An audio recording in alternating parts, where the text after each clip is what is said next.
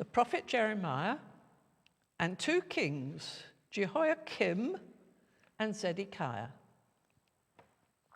This mainly is about Jeremiah. So off we go. The prophet Jeremiah became aware of his call to be a prophet at a very young age, as we learn from the beginning of his book, and I quote, "The word of Yahweh came to me, saying, 'Before I formed you in the womb, I knew you, and before you were born, I consecrated you. I appointed you a prophet to the nations.' And I said, 'Ah, Yahweh, truly, I do not know how to speak, for I'm only a boy.' But Yahweh said to me, 'Do not say I'm only a boy, for you shall go to all to whom I send you, and you shall speak whatever I command you. Do not be afraid of them, for I am with you to deliver you,' says Yahweh. Then Yahweh put out his hand and touched my mouth. And Yahweh said to me, 'Now I have put my words into your mouth.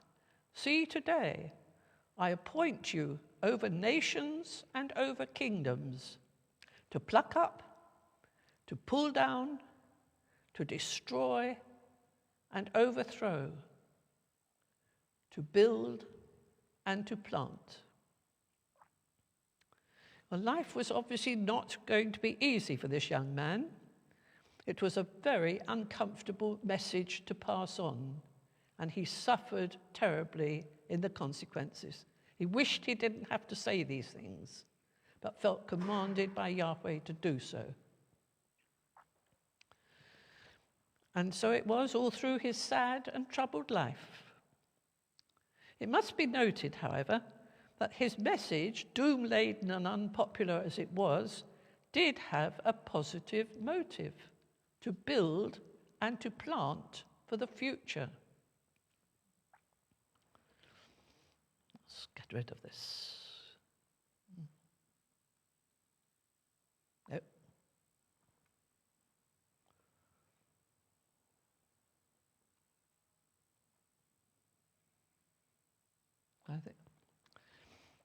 Jeremiah was born and grew up in the heady days of King Josiah, as we noted last time. He enthused at Josiah's fervent reforms of the Yahweh faith, even though it meant the closure of his family's shrine in the village of Anathoth. His approval was such that he incurred the anger of his brothers and had to leave home because they threatened to kill him. He went to Jerusalem, the center of all Josiah's reforms, and he became friends with Shaphan, Josiah's secretary, and Hilkiah, the chief priest in the temple. And being of a priestly family himself, Jeremiah was welcomed into the temple community. And possibly he even lived within its precincts. He was full of approval for the eviction of Baalism and the Assyrian gods from the temple, and for Josiah's new law that in future all sacrifices to Yahweh were to be offered in the temple and nowhere else, so that they could be properly supervised. And no doubt he enjoyed the new style of keeping the Passover festival as a pilgrim festival only in Jerusalem itself. Like others, however, Jeremiah soon began to realize that not even the new laws based on the book that had been found in the temple, do you remember, 621 BCE? Not even that could make people good. Human nature is such that people will always try to find ways round a law if it doesn't suit them. And delusion began to sink in as he realized that public law could banish Baal shrines, but it could not alter people's hearts. People could be seen to worship correctly in the temple, but then they could return home and worship any other gods in private. This was a big lesson for the young prophet. He shared the national shock when Josiah was killed unexpectedly at the hands of Pharaoh Necho. And they've had to put up with the arrival of his son, Jehoiakim, the choice of Pharaoh Necho, his puppet, of course, in Jerusalem. And King Jehoiakim immediately cancelled all his father's reforms. But he couldn't ignore the new book that had been found. That remained highly influential and began to be a reference book in preference to the traditional spoken word. Remember, I've always emphasized to you that the spoken word took precedence over anything else. Well, now we're beginning to see the change. Because of this book, nobody could argue with that. It was there. And they could refer to the book, and what people said about it, began to, lessen in importance. And so Judah now had to live with the weaknesses of the written word as well as its strengths. Its weaknesses had caused distress to the Yahweh priests in the country, now all out of work, like Jeremiah's family. It also led to a false sense of security among the people of Jerusalem, remembering how Yahweh had saved their city from the Assyrian siege of 701. They also began to think that people's obedience to Yahweh's will could be measured by reference to rules set out in a book. In fact, the book itself was too simplistic. It confidently assured people that obedience to Yahweh's rules could bring prosperity and disobedience to disaster.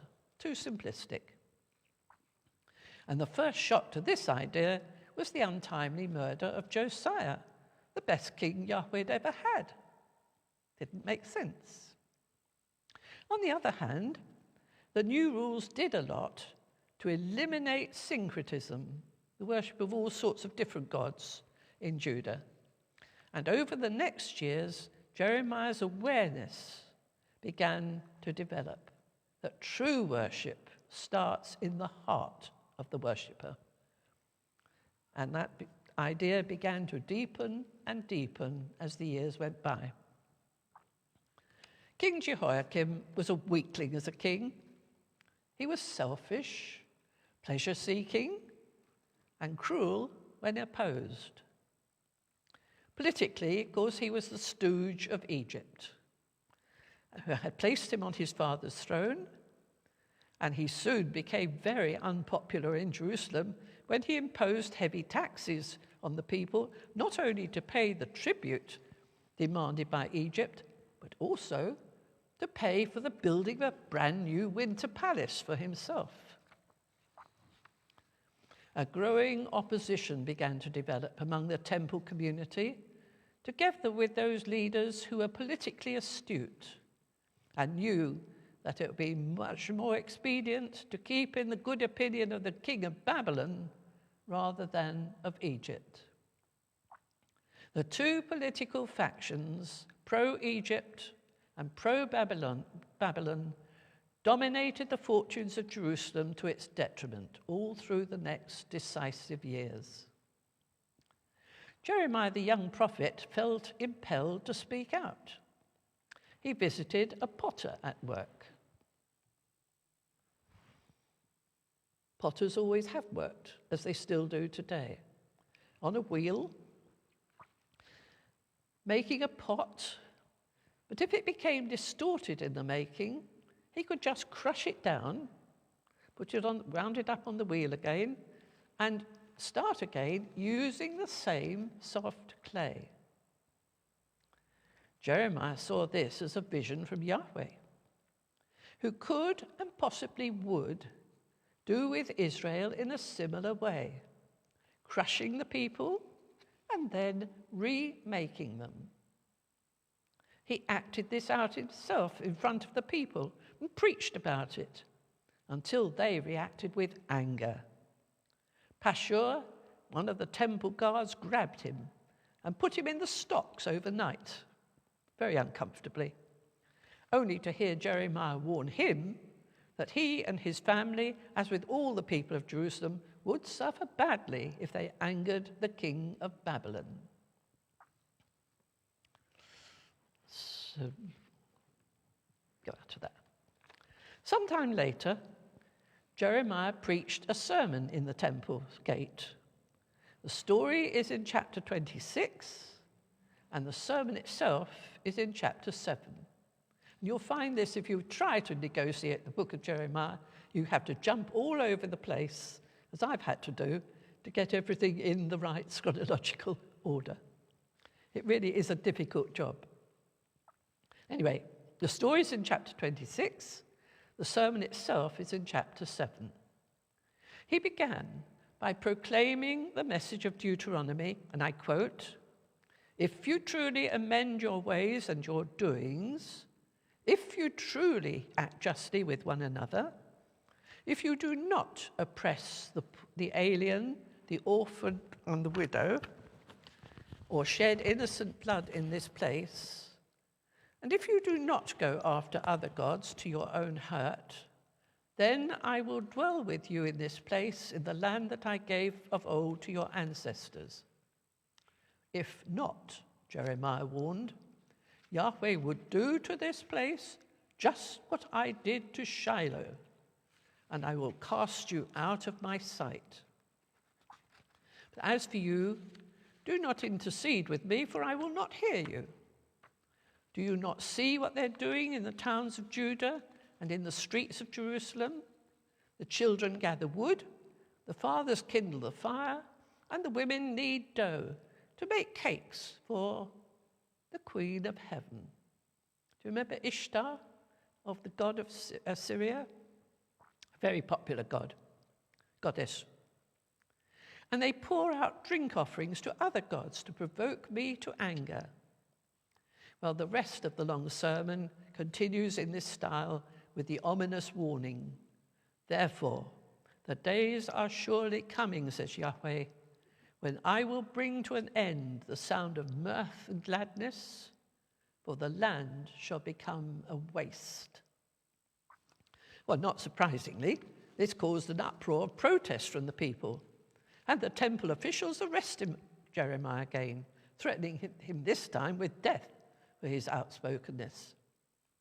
All the king's officials from the palace arrived and took their places in the gate as judges, and they agreed that Jeremiah deserved to die. But Jeremiah spoke up again and told the people it had been commanded to speak up by Yahweh himself.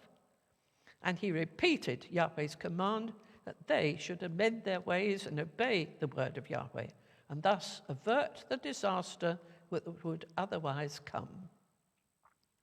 He declared that what they did with him was immaterial, but warned them, "Only know for certain that if you put me to death, you will be bringing innocent blood on yourselves and upon this city.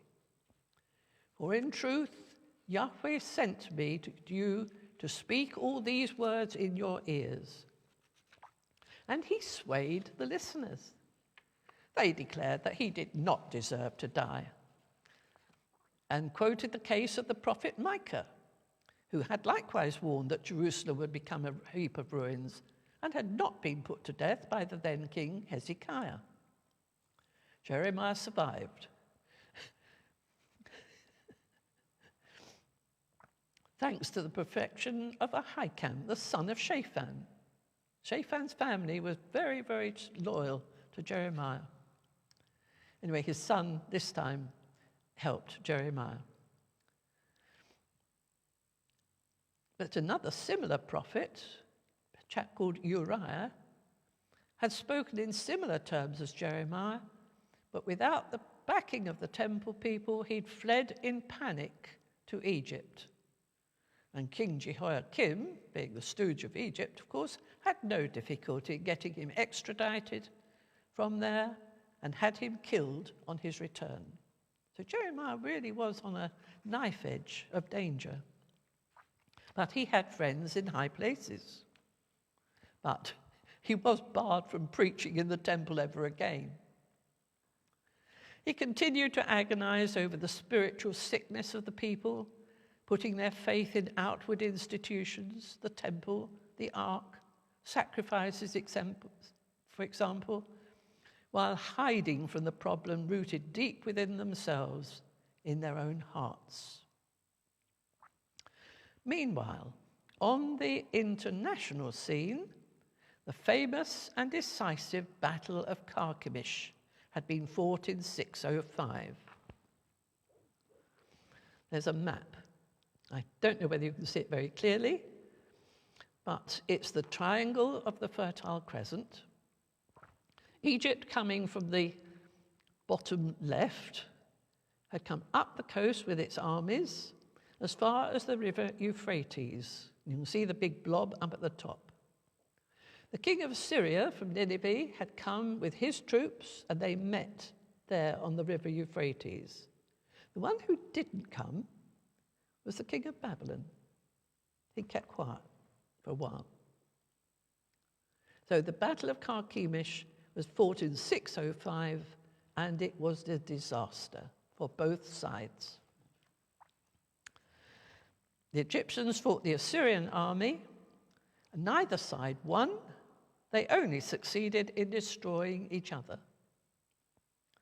We know from the Babylonian records, not the Old Testament, that, and I quote, Prince Nebuchadnezzar won and chased the Egyptian stragglers southwards, beating them again at Hamath. That's in Syria, so halfway down the coast. The Egyptians ran, and never again, like the Assyrians, were they a real threat to the ancient world. While Prince Nebuchadnezzar of Babylon, see his picture? There he is. Prince Nebuchadnezzar of Babylon saw himself as the new master of all the former Egyptian vassal states along the Mediterranean coast, including Judah. They were all for the taking. Jehoiakim in Jerusalem must have been terrified. But as we noted before, he was much more of a selfish pleasure seeker than a politician. Our dramatic story of Jeremiah continues in chapter 36. Maybe now was the time to make contact with the ear of the king. And the word of Yahweh came to Jeremiah, "Take a scroll and write on it. Write all the words I've spoken to you against Israel and Judah and all the nations."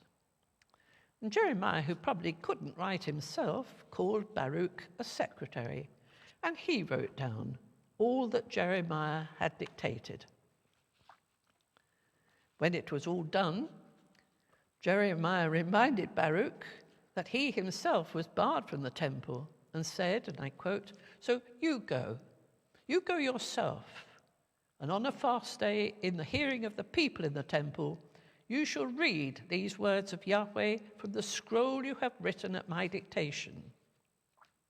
And Baruch did just that. In the hearing of all the people, he read from the chamber of Shaphan's son Gemariah, which was in the upper court, at the entry of the new gate to the temple. Now Gemariah's son, Shaphan's grandson, was concerned and went to the secretary's office in the king's palace, where a crowd of officials and advisors to the king listened to his report of what Baruch had read in the temple.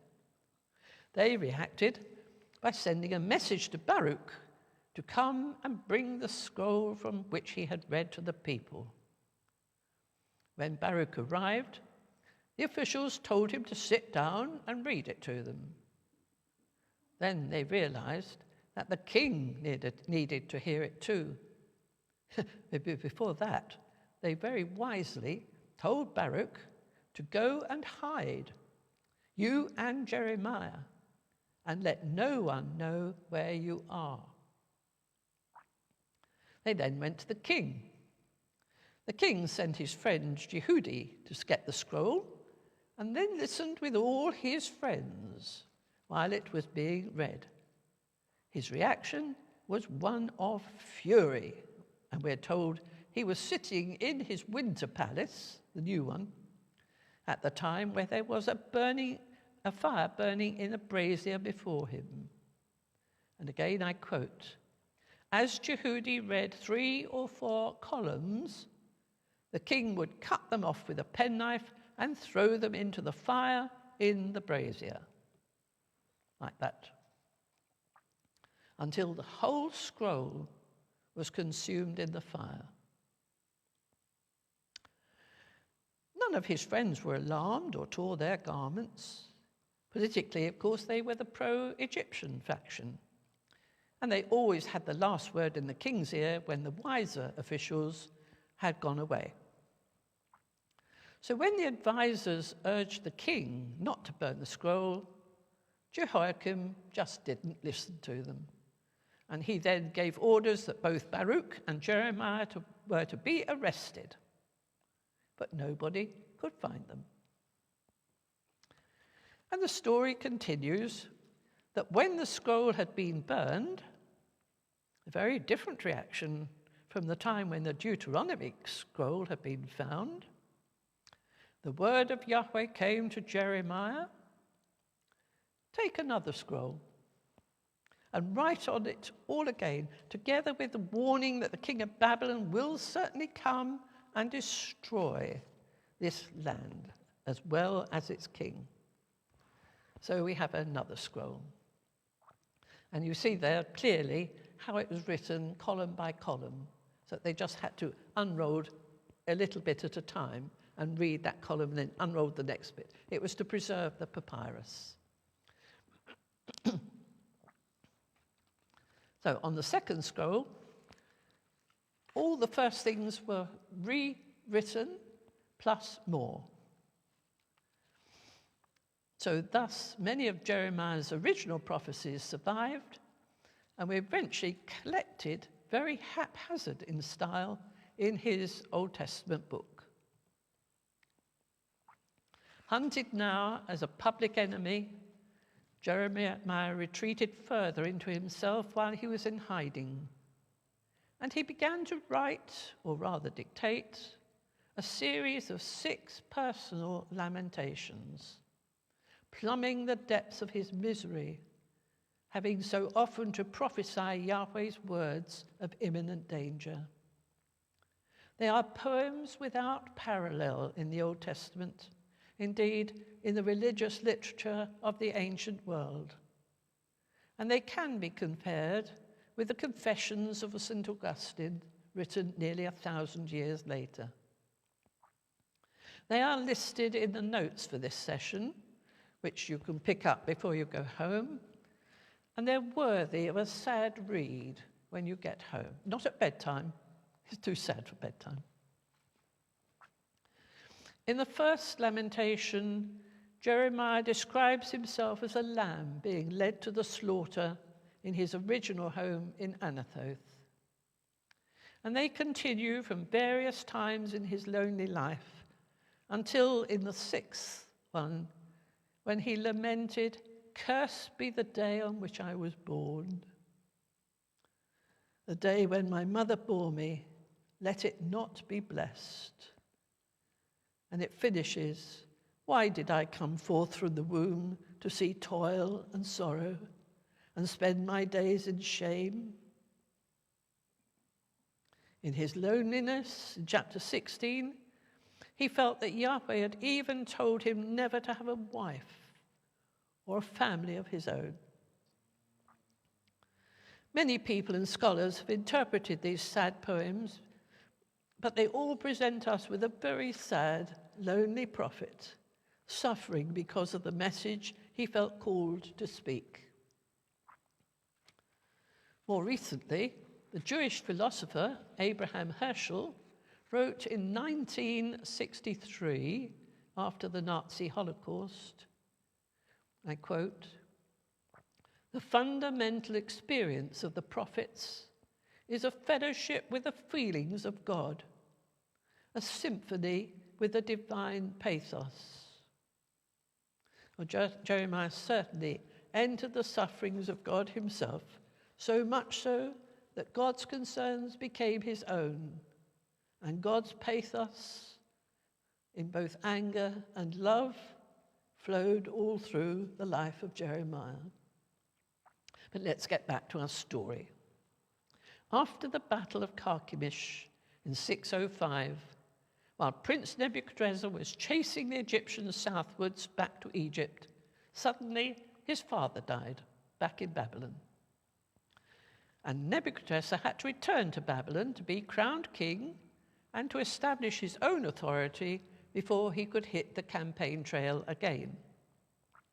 But by 601, he was ready. And there was another big battle with many casualties on both sides, and Nebuchadnezzar found it necessary to return to Babylon for more reinforcements. But in the day,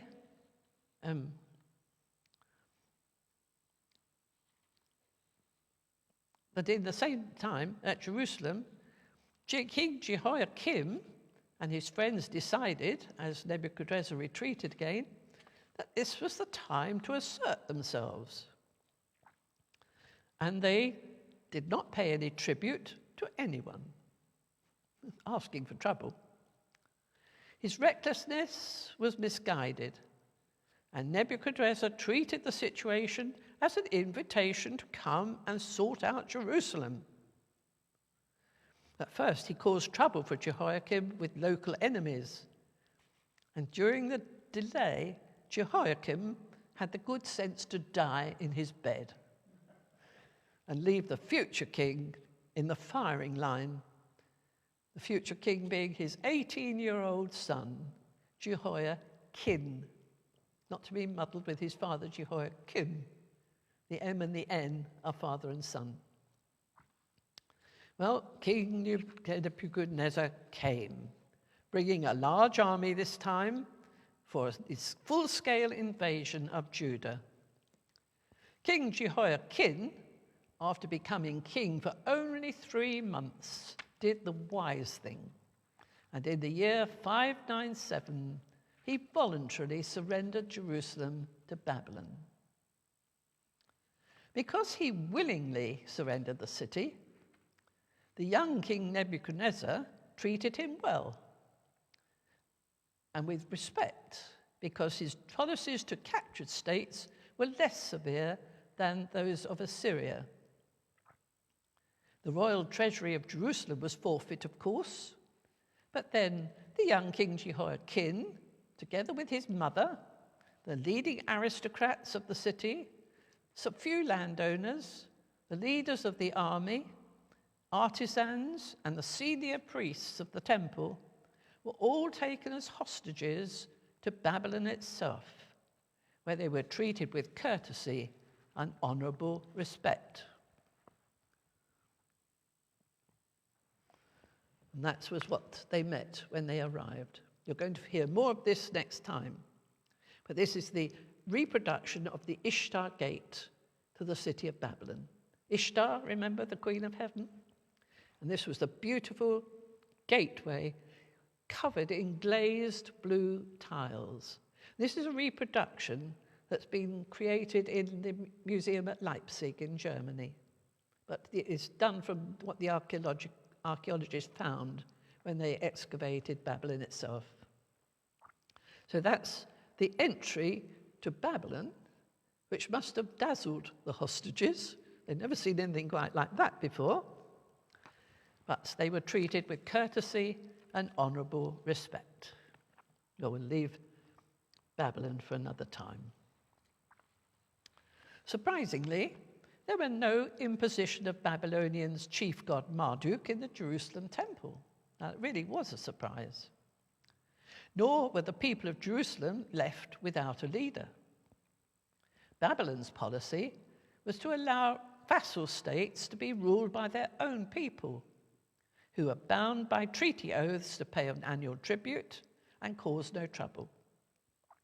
So Nebuchadnezzar found another descendant of old King Josiah, whose name was Mattaniah. And he made him king, but changed his name. So we get to King Zedekiah.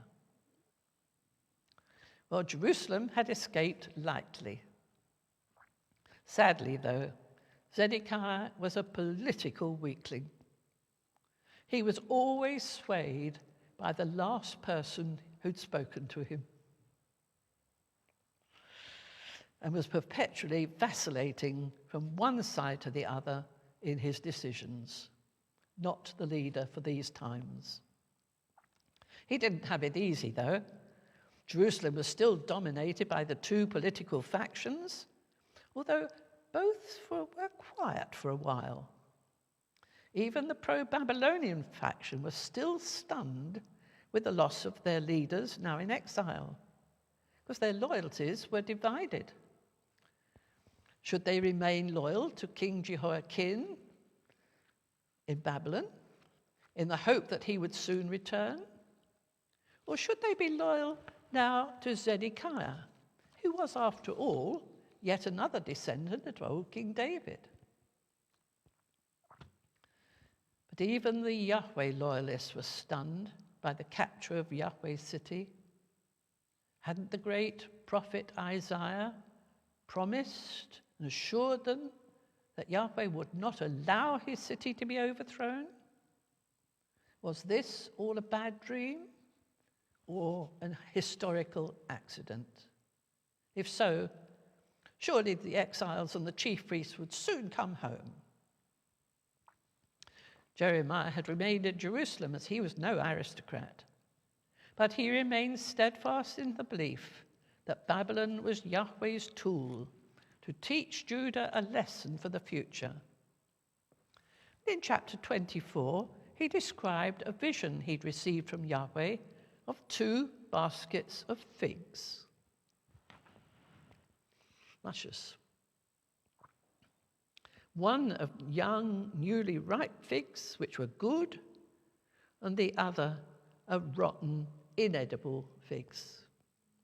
The good ones, he said, were the exiles in Babylon, who would one day come home, as Yahweh has said, and I quote, "I will bring them back to this land. I will build them up and plant them, not tear them down. I will give them a heart to know that I am Yahweh, and they shall be my people, and I will be their God, for they shall return to me with their whole heart." So, the future, Jeremiah realized, would be with the exiles, and they would eventually, one day, return to a new relationship with Yahweh. So Jeremiah wrote a letter to all the exiles in Babylon. Notice?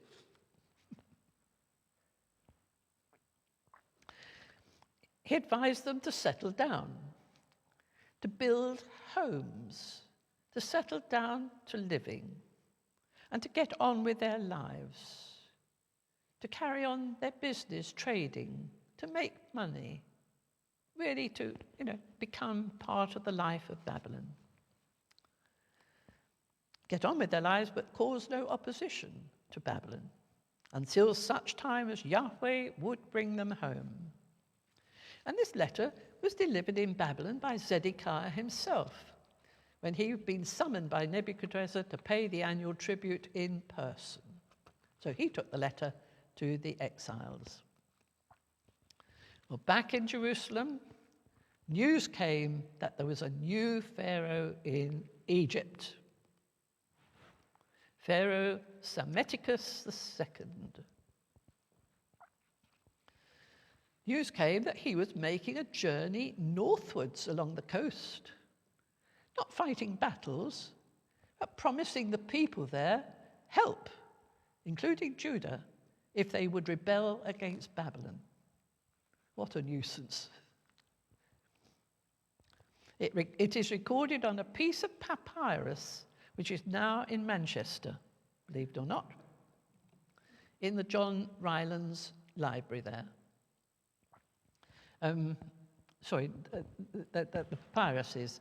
The clay tablet, which you're looking at now, is one of the Lakish letters. It's a clay tablet, which we still have, recording that general from Judea visited Egypt at this time, asking for help.